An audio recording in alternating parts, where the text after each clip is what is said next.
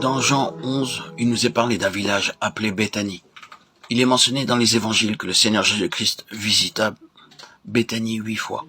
D'après ce que nous avons lu dans les Écritures, il n'a jamais passé une nuit à Jérusalem. Il y allait le matin, guérissait les malades, accomplissait des miracles. Puis, il allait à Béthanie ou sur le mont des Oliviers, à côté. Le mont des Oliviers et Béthanie sont côte à côte. Et, ou bien il allait au mont des Oliviers pour prier, ou bien il allait à Béthanie.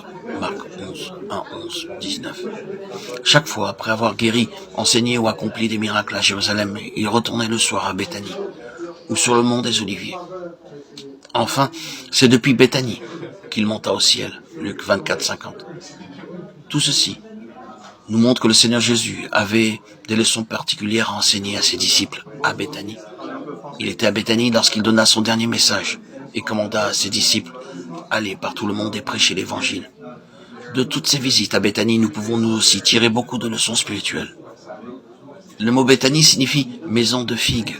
Dans la Bible, les figues parlent de santé. Ésaïe dit « prenez une masse de figues ». On l'a pris et on l'appliqua sur l'ulcère et Ézéchias guérit. 2 Rois 27. Le roi Ézéchias était tellement malade qu'il était près de la mort. Au dernier moment, Ésaïe vint et lui dit de mettre une masse de figues sur le mal et il guérit. Dans 1 Samuel 30:12, nous lisons aussi qu'un Égyptien était presque mort de faim, sans nourriture depuis 3 jours.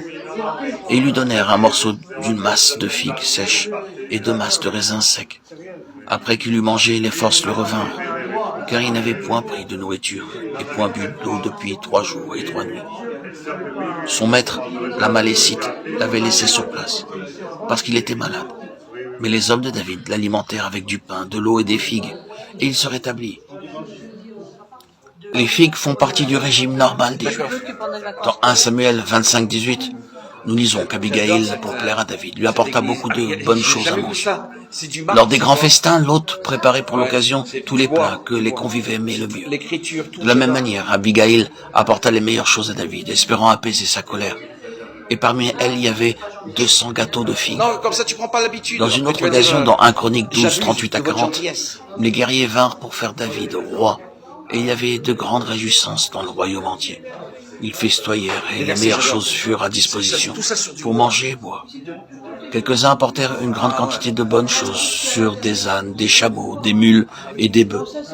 Il y avait de la viande, de la farine, des gâteaux de figues, des grappes de raisin, du vin, de l'huile, des bœufs et des moutons en abondance. La maison de Dieu. Parmi ces bonnes choses, il y avait des gâteaux de figues. Quelqu'un quand même. Ceci montre l'importance des figues pour les Juifs, pour festoyer aussi pour la C'est la santé. première église que je vois. D'ailleurs, Béthanie, la maison des figues, est aussi la maison de santé. Vous êtes pas vraiment beaucoup. Le Seigneur Jésus-Christ est venu dans le monde pour nous apporter la vraie santé. Tous les hommes sont malades du péché, et la maladie du péché ne peut être guérie. Les autres maladies peuvent être guéries par divers traitements, mais la maladie du péché ne peut être guérie par de tels moyens. C'est pourquoi le Seigneur Jésus-Christ est venu dans le monde pour guérir les hommes et les femmes de la maladie du péché. C'est la vie.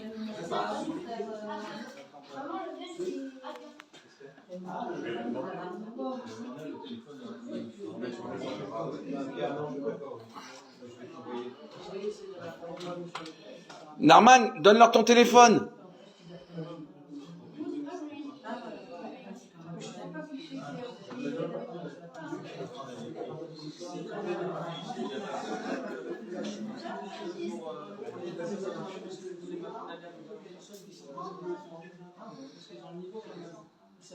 Oui, il connaît pas l'alphabet, c'est pas...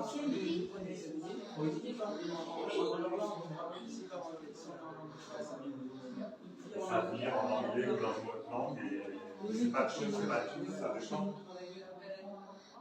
Non, mais du coup, ils ont déjà une étape, ils savent déjà décoder, ils ont juste à apprendre en français à lire. Et après, ça dépend des pays, parce que les pays où ils savent pas tout, il y a des gens qui viennent en France, ils sont jamais.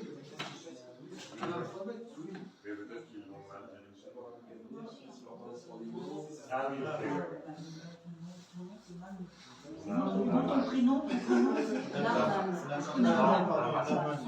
Naaman le Syrien.